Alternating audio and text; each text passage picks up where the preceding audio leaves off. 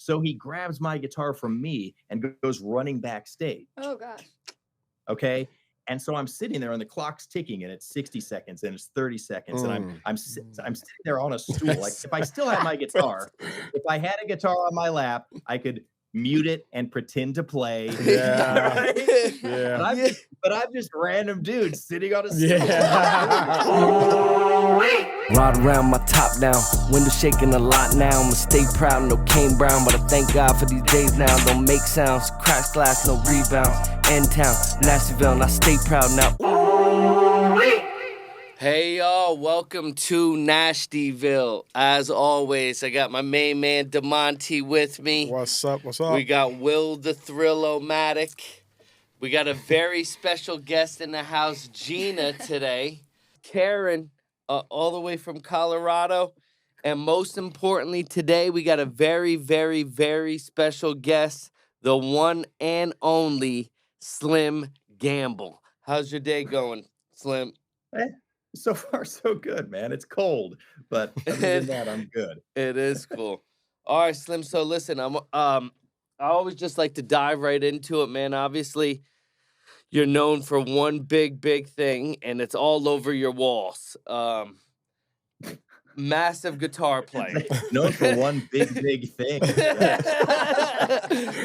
Or maybe now the world knows you're known for two big things, possibly. Or 3 or 5. So, yep, I own a lot of guitars. Everybody knows it now. Yeah. So, Slim, what had you get into guitar playing, man? How long have you been playing for? Every time I say this, it's just painful. I've been playing guitar for 37 years. 37 years. Okay. Yeah. So since you were 2? Since you were 2. Okay, that's good, Slim. You look good. Thanks, man. Thanks. Since I was 9. So. Okay. So, yeah. You do the math on that, but yeah. So I've been playing for a long time. I don't remember not playing. What brought you into playing guitar? Like, what was that motivation factor? Was it just something that, like, was it the parents said, like, hey, Slim, like, pick up a guitar, let's start playing her? Or what was it for you?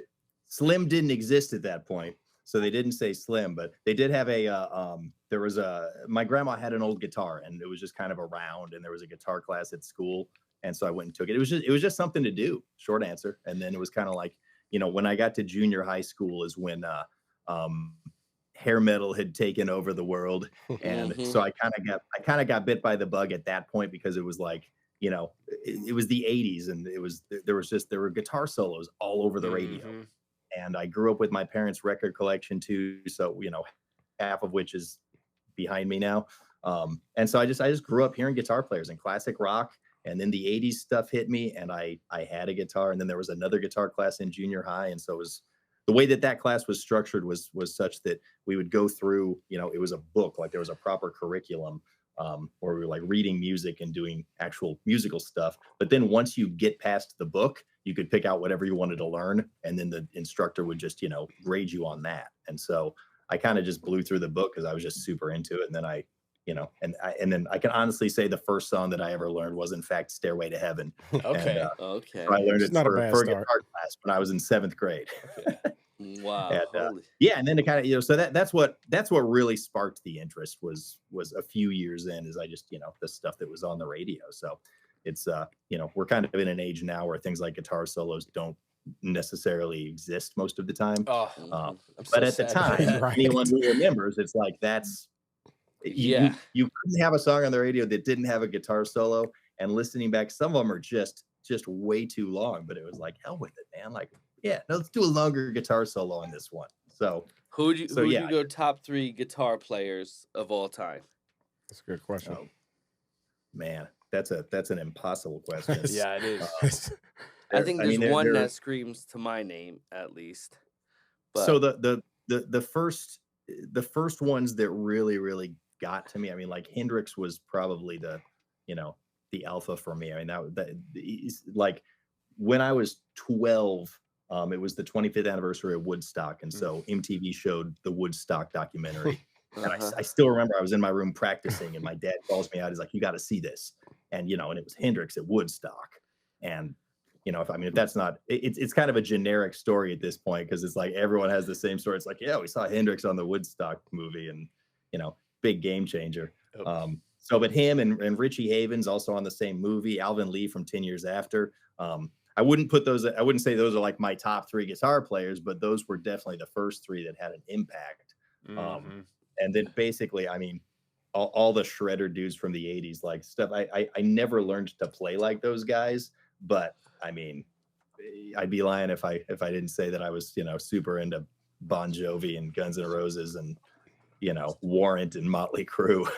My first rock concert was Motley Crue. So okay.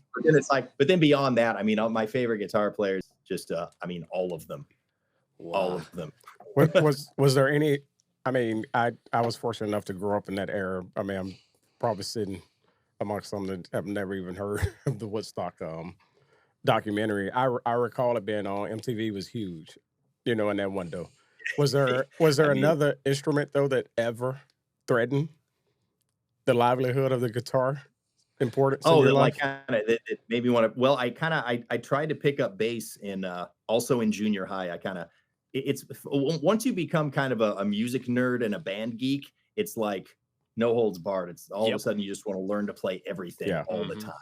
And so that was me in junior high and high school. So yeah, I played classical percussion in high school. I learned mallet percussion. I learned a bit of piano. Like I learned to play the bass enough. It was all secondary stuff, but I just kind of got a reasonable amount of facility on a handful of different things. I never really tried any wind instruments just because I didn't really have access to them. And I didn't really have much interest in it. Although I've listened to a whole lot of horn players, it wasn't something I ever explored. And then I feel like things like, violin and more of those classical instruments, they just, again, lack of access. And also, have you ever tried to get a sound out of a violin? Like it's not easy. Yeah. Just getting a sound, let alone a good sound. Yeah. That was my first instrument. What, the Yeah, violin? you don't know. What you guys don't know is that Gina is a world-renowned violinist. That's nice. I wish. I think that would be so cool. I have a similar. They came to my elementary school and played a bunch of instruments. They played "My Heart Will Go On" the flute, and then I was like, the flute it is. Yeah. So That's all you need. That's yeah, all you need. yeah. That's That was great. it's funny that song was this giant hidden guilty pleasure song for me in college. It was like just funny, quick story, just because you mentioned the song. Like I was a monitor at the School of Music at USC. Like that was my work study job. So I would basically sit there on weekends and open up practice rooms for people. I had this big mess of keys and stuff, and we had a boombox that sat there, and I chronically always forgot to bring any music with me.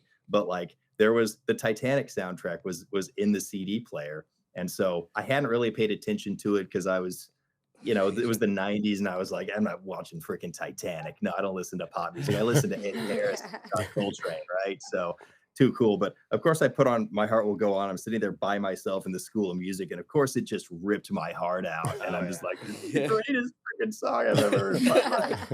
And so then when I would go to work, I would just play that freaking song over and over and over again. But if someone would be walking up, like some violist needs a practice room, I'm like, stopping. It's like, no, I wasn't listening to that. Well, because Celine Dion has wicked pipes. Oh my God! Yeah, you can't count her out. You can never go wrong with Celine Dion. Yeah. So Slim, so we got you a little bit growing up, moving forward. What was your first big break into music? Like your first group, probably wasn't your first big break, right? Obviously the Nope. So give us a little bit of the journey, walking through that, The blow up. yeah, the blow up to where you are now, which literally is a world-renowned musical artist, guitarist. So it was a pretty twisty, turny path, I guess, like most people. But yeah, like I said, I went to college, and I got my degree after 5.5 short years. I got a degree in recording arts, and then I just kind of ventured out into Hollywood, and I started a band, and I was just playing with other people, and I was always a guy that played in bands. And so I was in after college, about after I think a year later, I went to graduate school at UCLA for American history. And while I Okay. was in that program, one of the bands that I was playing with, we signed with Atlantic Records. And so Okay. that was kind of the first impetus for me. Like I was like a, PhD track student at UCLA to become a history professor. Okay. Mhm. And that was because I was playing in bands and stuff, but I was doing freelance wiring work, and it was one of those things where I was kind of like, this is great. I love to play, but like I was just real with myself. Like, this is not going anywhere that's going to pay my bills. So Mhm. I'll go to grad school and spend 6 years trying to get a doctorate and then make no money as a professor. That's what made sense to me at the time. Yeah. But then the band getting signed, it was this thing, like I went on leave of absence from grad school. Mhm. It was kind of like a thing where you can go on leave for up to 2 years. I'm like, okay, well, I guess this is like a sign or whatever. So I need to go and just play music. And one thing led to another, and that record deal just fell to pieces, as record deals are wont to do. So that went away, and then it's like, and I think I was like 23 at that point, and I really, like, you know how it is, you're 23 years old and something doesn't work out, and you just think that like the world literally is over, and that was your last chance. That was Yeah. my last Yeah. opportunity to do anything with my life. Mhm. But somehow I picked up the pieces and started playing in some other bands and did some cool stuff, nothing earth shattering, but it's kind of, it just, long story short, after playing in all these bands, I got a phone call. A friend of mine had signed this artist named Josh Kelly to Hollywood Records. He had a big hit in 2003 called Amazing. And Okay. I knew him. I didn't work with him right then, but it was like the connections, the hands you shake, and the friendships you make, like, especially in the music industry, sort of come back. Yep. Uh-huh. And so while I was just milling about Hollywood playing in bands, I get a call at like, okay, Josh, my buddy, like he had just, done a bunch of touring and stuff, and he was about to make his second record. And so my buddy wanted to put a band together for him, and it was a bunch of buddies of mine. And so we went into the studio with Matt Wallace and made Josh Kelly's record. It was called Almost Honest. And Okay. we actually recorded it at Sound City, Mhm. which everyone probably saw the documentary of Sound City. And which the funny thing is, like, when they said that Sound City was a shithole, like, I mean, it was a dump. Like, none of us thought anything of it at the time, because the Yeah. place is just, it wasn't a nice place. But so I toured with Josh for a while, met Josh's brother. Josh's brother Charles had just come Charles, from yeah. Charles Kelly was he had just graduated from the University of Georgia, and he showed up Holy in crap. Hollywood one day, all 6'7" of him, and just looking like a giant frat boy. And we got to be friends and started writing songs together. And then it was he had come to Nashville, and I was kind of bouncing back and forth between LA and Nashville, and it was one of those things. It's a super long story, but it ends with me being on the phone with him one day and him just saying, man, like, why don't you come out to Nashville and like actually hang out for a little while? He's like, we got this band and we have label interest and we need a guitar player, and we'll live at my brother's house and we'll write songs and it'll be great. And then I came- was a And then and then came I comes threw all my Lady crap Lady Antebellum. A. Yeah, well, Lady A, yeah. and it turned out to be Lady Antebellum, Yeah. now Lady A, but it was Lady Antebellum. And so yeah, I throw my stuff in the truck. I drove to Nashville, and it wasn't like some instantaneous thing, but it was just I kind of hit this place in LA. I'd been there for 11 years, and I was just kind of over it in a sense, and Yeah. needed kind of a Mhm. change of scenery. And I dug Nashville, and Nashville in 2007 was a very, very different place than it is now. Yeah. Mhm. So you And, went 1 for yeah. 1, Slim. That's not a gamble, by the way.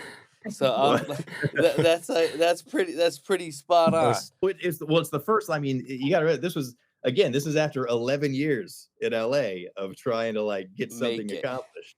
And I get the question all the time from like up and coming musicians, like, how do you end up playing in a big band? I'm kind of like, well, you start playing with a small band and hope that they get successful. Mhm. Yeah. As a sideman, as a backup musician, like, that's about the way to do it. Because especially in Nashville and country artists, like someone's got to die for a spot to open up. And Yeah. Oh yeah, Yep. yeah. And yeah. everyone's so talented, like it's insane. Oh, You can't yeah. come across somebody who's not great. Right. oh, there's 20-year-olds in this town that they can absolutely play circles around me, but they don't have my personality. Yeah. And Slim, I'll tell you, at 20, they also don't have your guitar collection. Yeah. Yeah. In fact, So, I have enough gear to get the job done Right, at this yeah. point. Right. Well, funny. The funny thing is that is a thing, and that's where all of this really came from. Is like moving here and getting busier and busier and busier. Where I'm kind of like, man, I need to have stuff in different places all at the same time. And it was, it's not like that as much anymore. But at the time, I was like, I need to have like an in-town full recording rig, and I needed like duplicates of everything. yeah. Yeah. And that's And not so- cheap. It's not cheap. Yeah. But I mean, the Mhm. cool thing was with Lady A, like when they started taking off, it was at a point in history where people still bought records and everything was going great. And I'm very good at talking people into giving me free gear. So hell yeah. I did accumulate a pretty solid number of comps That's from funny. various Sure. companies, because all these companies, they want their stuff to be seen on TV. They want Yeah. it to be seen on the internet and just on stages. And so, we were doing all of that. And so Mhm. it was a fairly easy sell, Heck yeah. not again, everything's kind of leveled off the last few years, but I mean, it was for a while there. Like I couldn't, it was almost an addiction for me to try to like talk my way into another guitar. Yeah. Yeah. But that still was the time when like MTV was playing music. Yeah. Like Yeah. that was still like music videos. Like people were watching music videos. I can't tell you the last time I watched a music video. Yeah. You know? Unless it's on YouTube. That's- Yeah, That's on I was where- gonna YouTube. say that's Or the every source phone. now. But like I don't even know any new ones that have come out.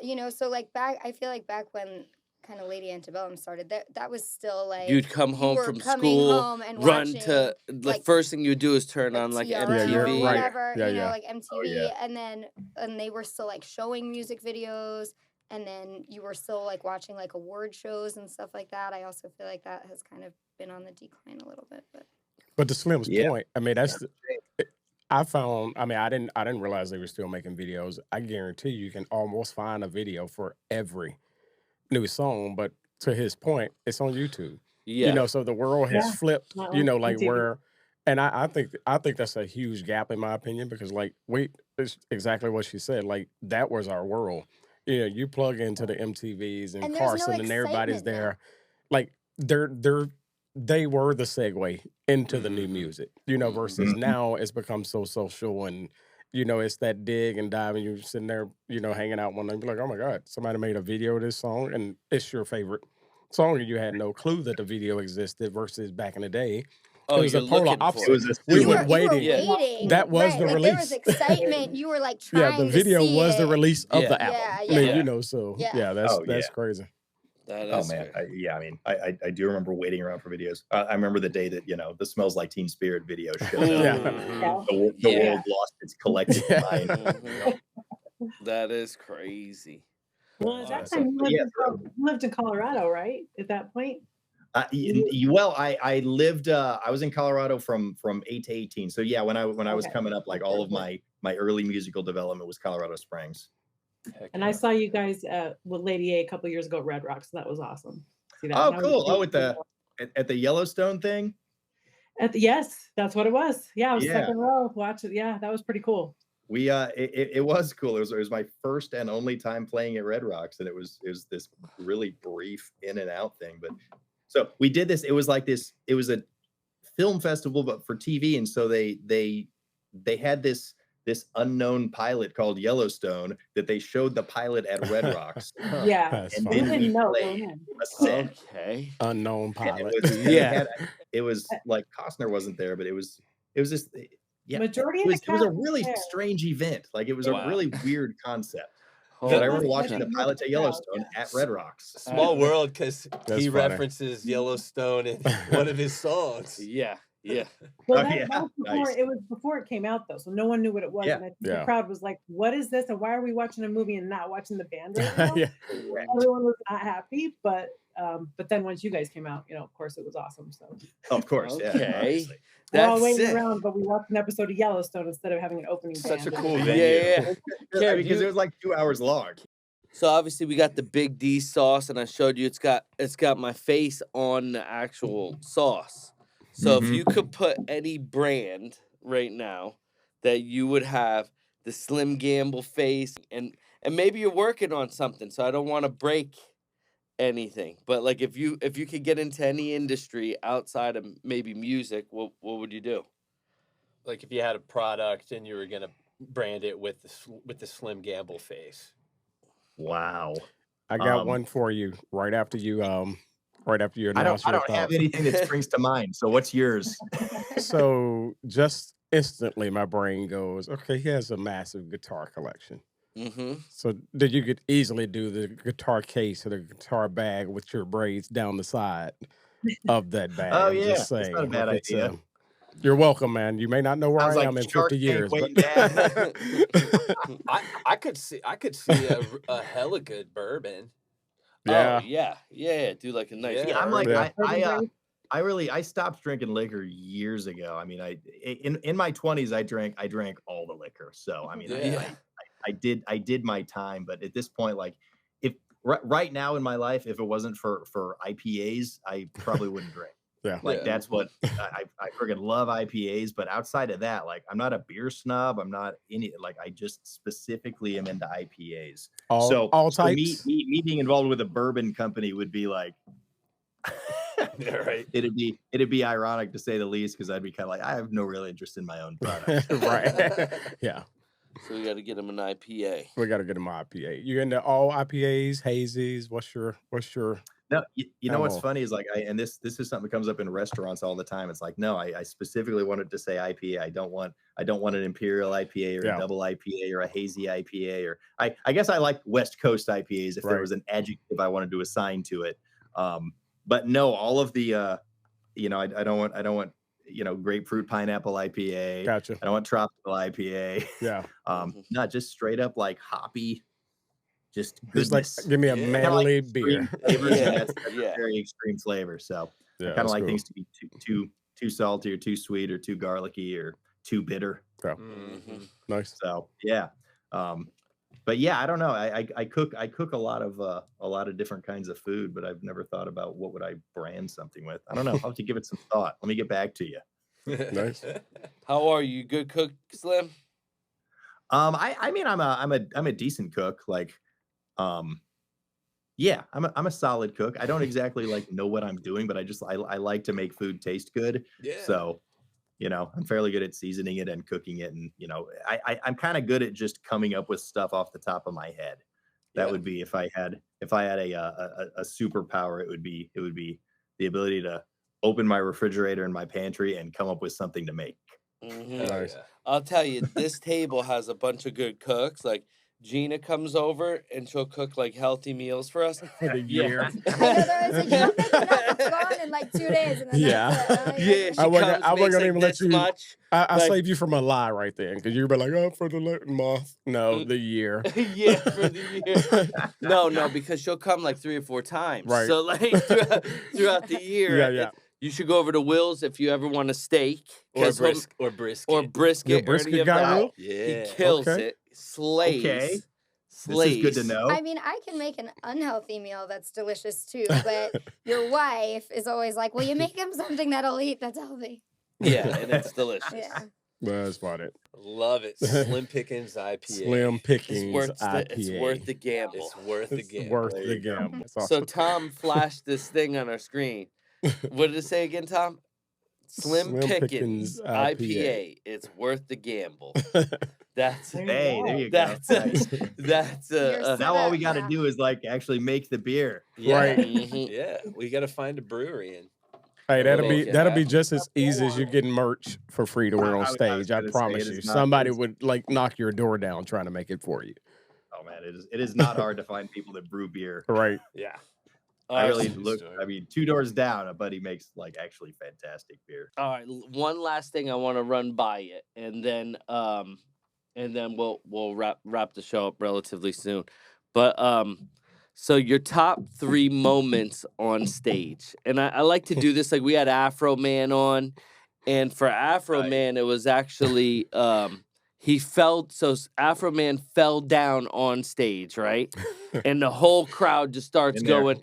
Whole crowd just starts going nuts But thought it was because part of the act. because they thought it was part of the act, because you know how he finished it? He fell down on stage, busted his tail worse than ever, and then he goes, Because I got high. And then everyone just went nuts. So like, That's amazing. give me some of your like top 3 stage moments. Could be greatest performance ever. Or embarrassing. Or ones. embarrassing that you carried on that is memorable. The Or I would say traumatizing. Or traumatizing. memorable and traumatizing tend to go hand in hand. Yeah. It's really easy to remember the times because it's like, I mean, I've played thousands of shows, so it's sort of like, they're all like, cool. So it's like the ones that are magical. I guess there's some of those, but the more interesting stories are definitely when stuff went wrong. Yeah. Yeah. For sure. Yeah, let's that's hear like let's hear about one of those. So it's really funny because Lady A actually, we played the Grammys twice. Okay. And both times something went catastrophically wrong. And, On the Grammys. Right. So I guess the first time, like, we played "Need You Now" on the Grammys. So what had happened was there's this giant scrim. Okay, it's this big, like, kind of translucent curtain, like big, like from the top of Staples Center all the way to the stage. Okay, and it was dividing. It was right behind the 3. We call the 3 of them the ladies. Okay, so it's right behind the 3 ladies, and it divides them from the band. So we're kind of at the beginning. We're silhouetted behind the scrim, okay, with lighting and smoke and all this stuff. And then as we hit the first chorus, the scrim drops and it gets very rapidly dragged off the stage. And it goes away, and then the band is revealed, and we're rocking, and it's cool. Okay, it's a good effect. We do it during rehearsal, which there are many, many, many times you run through this stuff for the Grammys. Okay, For sure. Yeah. Yeah. so everything's good. It didn't occur to anyone that there would be more air conditioning blowing in the Staples Center when it's full of 20,000 people. Okay. So air conditioning running creates air pressure. It creates currents, and it takes a scrim, which is a really thin piece of fabric, and it pushes it back. Okay. Okay. So the curtain drops on Hillary. Oh and no. dragged off the stage. Oh no. And it grabs 2 of the lights that are on the stage with it and hurls them off the stage. And it also grabbed one of the big lighting trusses above us. Oh my Okay. God. So for the rest of the song, Hillary managed to like get away from being almost dragged off the stage and didn't even bat an eye. Got through the song, but there's this giant lighting truss above us doing this. Yeah, that's The entire time. And these things, they're made to put up with a whole lot of abuse. Okay. Yeah. So it's not gonna fall, but when you're directly underneath it, like, so if you watch the video from the Grammys that year, you can see there's shots of like there's Hillary and I'm right behind Hillary, and you can see me looking up. and it looks like I'm just like all in. Yeah. It's like I'm all like in. blue light coming down. It's like so cool. It's like, no, I'm freaking watching this thing to make sure it's down on me. So that was Grammy experience number 1. The next year we came back, and that's the year that Lady A swept the Grammys. But we did an acoustic performance. We did it was like a tribute to Teddy Pendergrass, and then we went into one of their songs. But it was just the 3 of them, myself, and a piano player. So we get up on stage, same thing. We'd run through everything. Everything's solid, right? I'm sitting on a stool, like right behind them on my guitar. And I'm sitting there right before we go on during the live broadcast. They're at commercial. And so I'm sitting there like tuning up. Okay. And I break a string. Oh, shit. Okay? Oh, This is like, we have about 2 minutes, but I'm just like, oh, son of a right. And there's like just some random stagehand there. I just look over and I said, I broke a string. I broke a freaking string. And he says, what kind of guitar do you need? I'm like, an acoustic guitar, anything. So he grabs my guitar from me and goes running backstage. Oh gosh. Okay. And so I'm sitting there and the clock's ticking and it's 60 seconds and it's 30 seconds. And I'm sitting there on a stool. Like, if I still had my guitar, if I had a guitar on my lap, I could mute it and pretend to play. Yeah. Right? Yeah. But I'm just random dude sitting on a stool without an instrument. Okay. And so finally, with like 20 seconds, this dude comes running up to him. He's got a Takamine. He found like the Takamine guitar guy backstage somewhere. Okay. Grabs the guitar and like he brings it to me. I'm like, thanks. And I get it in tune and I have like 10 seconds. They're giving us the countdown. And I'm just like, Yeah, that's crazy. because my heart's racing. Oh my God. And and then we did it. We got it done. Oh But, my That's God. yeah, can you imagine if I had just been sitting there? Just randomly. If you were I'm just not- sitting sing there. along. Couldn't go sprinting off the stage. Yeah, that's what I was just about to do. That Like, I would was like, just we're going to go Right. into the wave. We're like, Because it wa- everybody get 'cause, started. like timing for like those Snapping type of along. performances, like I feel like the Grammys and those events like are so timed. Like that's why a Yeah. lot of times we even cut people's speeches Well, off. but that, and you got to think, because what I was about to say is, think about the pressure, because the one question I was going to ask Yeah. after this is, that has got to be the most pressure-packed performance ever. I For mean, you're sure. already walking Yeah. into it Yeah. knowing the entire world tunes in. It's Yeah. Super Bowl of music. I mean, Yeah. so you're sitting there already amped Mhm. to no end. Mhm. And then There's some only so random many kid grabs pews, your guitar. and then all of a sudden, all hell breaks loose, and you got lights Yeah. swinging above you with no guitar in your hand, and you got to start air puppeting to the Mhm. to make yourself Yeah. not look completely stupid in front of air millions and millions guitar. of people. So Yeah. yeah, that's crazy. Right. Just sit there and air guitar. That's awesome Yeah. though. So, What- but it all worked out. Yeah, that's cool. That's awesome. And one more thing I was going to bring up that a lot of folks don't really know, but I wanted to bring up because it's super important to me is our kids go to the same elementary school, and Mhm. you founded sort of the watchdog group of volunteers that goes to the elementary school throughout the day just to provide extra security. Oh, that's cool.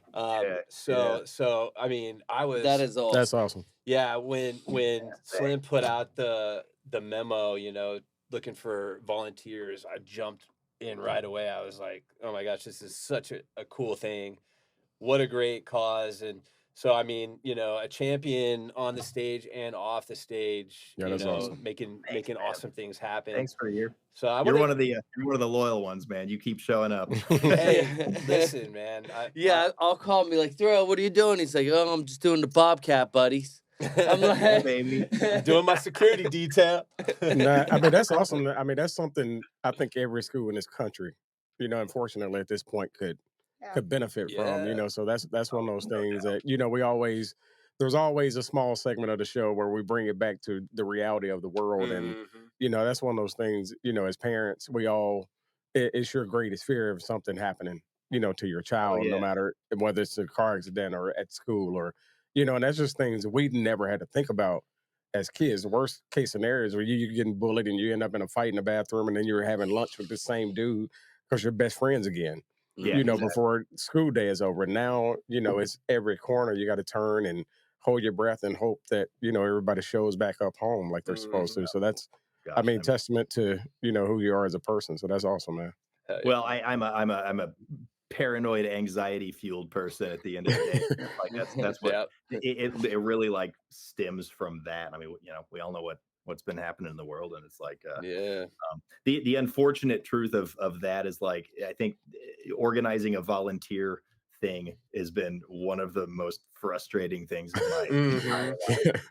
Just For sure. getting people. Like I said, Will like shows up like the same times every week. Like Yep. it's like clockwork. Tuesdays, and there's a Thursdays, handful- 10:30. Yeah, that's awesome. Yep. And there's a handful of others that keep showing up, but it's like at the beginning of this year, it's the unfortunate truth is that after Uvalde, Texas happened, like I started this and a bunch Yeah. of people signed up, and by the end of the year, I was the only one still showing up. Yeah. And then I started it up again for this school year, and then we had the Covenant shooting right here in Nashville. Right. And Yeah. out of the woodwork, of course, everyone is beat Everybody's back on. Yeah. and for a while, I was like, man, this is great. We had like 33 people that, most of whom were showing up. And so it was like, there were days where it was like, okay, the walkie-talkie's running out of battery because there's always somebody there. Always. Yeah. Mhm. And again, it just, people have really, really short memories. And so it just kind of, Yeah. it's pulled back. Like there are still like, it's way better than last year because there's a solid, probably 8 or 10 people that still consistently come out. But it's frustrating, like chasing down grown adults to come do something that they committed to. That's like, it's an hour a week, and it's something that we all deemed worthy, but it's tough because it's like, it's a volunteer thing. So like, how Right. much of a dick can I be to chase Yeah. people down to come Yeah. and do it? In my mind, it's like, I shouldn't really have to do that. It's like, do we do we believe that making sure the doors are locked is a big enough deal? It's like, well, yeah, I think so.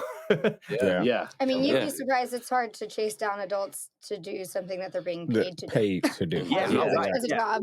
Yeah. Totally. Yeah. So, Let alone That's a a valid, that is a valid point, Yeah. actually. Yeah, I mean, But I Yeah. mean, with your as with your music, though, I mean, I personally, challenge you and encourage you to keep at it. Like Thanks. it's that I think you're in that 11-year window of at some point it breaks, and Right. somebody, and we all pray that it doesn't break because another tragic event occurs, that it has to break, and we have 30 minutes worth of, oh, we're going to make this world a better place, and then at minute 31 we're back to normal, and I mean, screw you and your remar- family and your kids, and let's hope for the best. So stay It's at it, man. remarkable how quickly everyone forgets that. And like it's Yeah. one of those things where like for our organization, there are definitely those times when just no one's responding and people just are kind of just being flakes. And I'm just kind of like, do I need to send you like some video? You need to see the body cam footage from Covenant. Right. Yeah. Right. Like little reminder here, like this shit actually happened. Yeah. In our city. Happens frequently. And it's like, Yeah. and it it's actually like, happened I mean, today. I want to say today or yesterday. Yeah. at I think it was UNLV. yesterday, UNLV. UNLV. Yeah. really? Yeah. Oh, There's jeez. a professor who, a professor who was trying to get a job there and didn't get the job. Yeah. and Denied then application. Denied an application. Yeah, and then shot up UNLV. Oh my goodness. No joke. How did I not I hear just this? I just saw it this Yeah, morning. I think it happened so yesterday. I wasn't but sure, yeah. if it was yesterday or today, Yeah. but I just saw it this Wow. morning. Yeah, really That's sad. crazy. That doesn't even make the news anymore, right? It's Yeah. just Well, because unfortunately it's becoming part of our norm, and it's a norm, and I'm not that big of a fan of. Yeah. Oh, it's actually. Yeah. terrifying. for sure. Yeah. Freaking terrifying. And a norm that doesn't happen in other countries. It does not. So that's crazy to me too. Yeah. Honestly. It's I mean, and that's that conversation is such a rabbit hole, and it's like, and it has no obvious answer. It's like it's like there are answers that seem clear and obvious, but it's just it goes so deep. It goes so deep here. Super. that, Yeah. I don't even know where to start, which is why I'm like, you know what, all that I can do is Make a show up difference. and look around and hope that I can encourage others to do the same. Yep. Yeah, that's Yeah. amazing. No. Meanwhile, because it's like there are policies in place, people talk about mental health. It's like, okay, these are definitely long-term goals. Yeah. For Mhm. sure. What can I do about the dudes that's already crazy as hell that's ready to Yeah. go do this to another school? Yeah. right. That dude's already out And there. All the mental they're health services everywhere. in the world are not going to get to him right now. Immediately, Uh-huh. yeah. When I was a kid, if my parent came to school for whatever reason to like read to the class or whatever, like I loved that. Yeah. So Oh yeah, Mhm. yeah. They get Yo, to kick out. that's my dad. Yeah. He's Yeah. the best guitar player I know. Well, and that's the other crazy part. Like, I mean, like this man ain't I got a regular job. Yeah. This man just talked about playing the Grammys. Yeah. You know what I don't do when I'm in the office? Look up to see if the lights are gonna fall on me while I'm typing an email. It don't happen. That's not something I have to worry about. I mean, there are no curtains being removed before I get to my desk. So, You know, we all got our crosses to bear, man. You know? Yeah. yeah, my biggest question of the day is, do I leave my desk sitting or do I stand up today? And I mean, that's not. If you had to give advice to the next Slim, what would you give them? Oh boy, get a degree in something computer related so you have a fallback plan.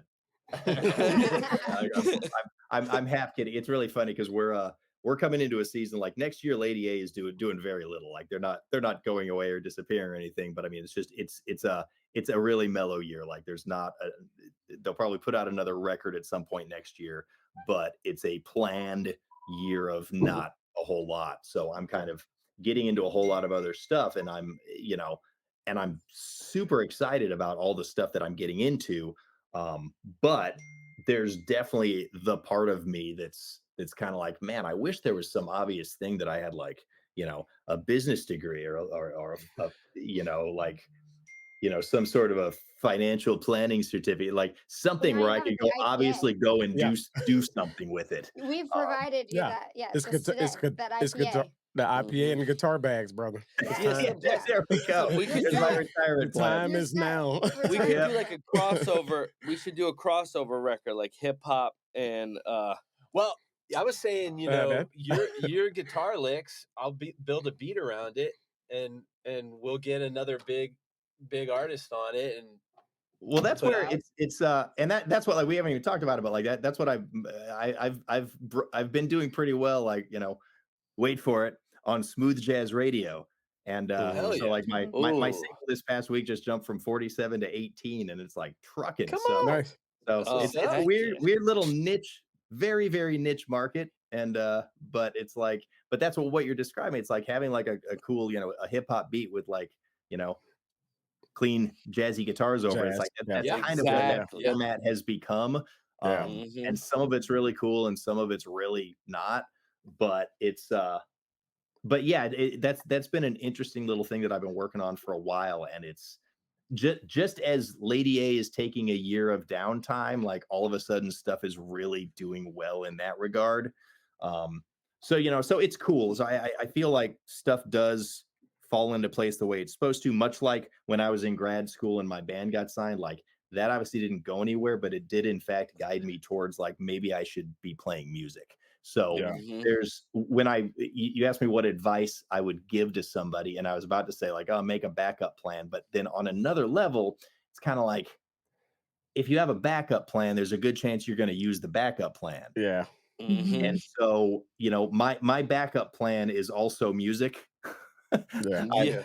I've done some other things in the past, and if push came to shove, I could harness some of those skill sets. But at the end of the day, I guess the gosh, what advice would I give somebody? Because there's days I think it's I think trusting one's gut is a good, even beyond being musicians. Mhm. It's a good piece of advice, because of the fact that if you're a musician and you can fathom the thought of getting up tomorrow and not making music, you're probably not as deep in it as you think you are. But if Yep. you're the person that, like, you really like, no, you have to do this, well, find a way to do it, because there's a Yeah. lot of ways to do it. Yeah. There Mhm. really, Mhm. really are. But it's kind of like everyone sort of has to figure it out for themselves. Like, okay, do I need this? Do I need the frustration? Because it's like the music industry sucks. I mean, Yeah. Yeah. it is a Yeah. pain in So- the ass. And I like, if people ask me if my kids are going to get into music, and I'm kind of like, they love listening to music. They haven't explored wanting to play an instrument. If they ask, I will of course encourage it. But it's not for the faint of heart. And Yep. like, if my kids are interested in the music business, cool. I'll support whatever they're passionate about, but I'm not going to push them towards it, because Yeah. it's an incredibly difficult path. Why does one go down an incredibly difficult path? Because one has to, you know, That's right. because there's no other option for that person. Yeah. And that's, you know, Mhm. that tends to be me. Like, whatever form it takes, whether I'm, you know, writing smooth jazz, or I'm playing in a country band, or I'm teaching. Like, I teach a lot of kids how to play guitar, which is thoroughly enjoyable for me. No kids and Mhm. adults. I mean, anybody that I can, like, show how to play, like, I really like that. But I'll whatever be over at it 4. takes, like, that's I Yeah. that I said I'll be over at 4. you don't even have to bring a guitar. It's Right. Well, yeah, I've already picked the one I want to start on. So love it. But yeah, I guess it's one of those things of, like, figuring out one's own passion, and just, like, continuing to chase it, and accept the fact that it's not going to be the same thing that you had in mind when you were 12. You know, yeah. most people don't get to achieve their full-on rock and roll fantasy. Mhm. But there are other ways to do it. And, like, what I've kind of realized, because my dream was obviously to play in a rock band, and to, you know, and to do the rock and roll thing. And I've come to realize, like, from being on tour a lot, like, I don't have like a rock star personality. Like, I'm not the dude that's doing all the drugs and all the things we think about when we think about Keith Richards and all these cats. Yeah. Like, that really isn't me. And I don't like being away from home all the time. I can't fathom, like, jumping on a tour bus and kissing my kids goodbye for 6 months. So, Yeah. like, all the Yeah. things that true road dogs and true rock stars, like, love, like, I really, it's not. Not only do I not love them, like I can't fathom the thought of doing that stuff. So all that to say, me somehow ending up playing in a country band where it's weekend warrior stuff. We leave town for a few days every so often and then come back home and take our kids to school. Okay, I landed where I was supposed to land. So it's sort of like seeing the signs, following the path that's like laid out for us, as opposed to the one that we think we're supposed to be on. Because we all think like, oh, this is what I want to do. This is what I have to do. Okay, your passion is amazing, but like, read the room, see which way the wind blows, and like, don't be afraid to like do something that you're kind of like, that's a weird idea. Like, again, me, like, I don't listen to country music. Like, I don't care about country. Like this, it's thoroughly weird that this is what I've done for 17 years. That's wild. But when you jump outside the box, that's usually when things happen. So there you go. If you're in the same box, you'll never make it. You gotta explore. You're a good man, Slim. You really are a good man. I appreciate no joke. It, like, thanks for hanging. All of us, and we'll get Gina some kids or whatever. But all of us are parents and stuff like that. So like, I think you really struck a chord with that guy. But he's the guy. But you're a good man, Slim. Yeah, honestly, keep on doing what you're doing, brother. And this was a blast having you on. Yeah, for sure. Hey, likewise, it's a really good time. Thanks, guys. To have a Nashville-based artist on Nashtyville, we love is it, a big You step. are the first. We'll appreciate it. Yeah. Oh man, thank you all so much. This is a great time. This is a blast. Absolutely, Appreciate man. Thank you guys so much for tuning in. Welcome to Nashtyville. Don't forget to like and subscribe. Peace.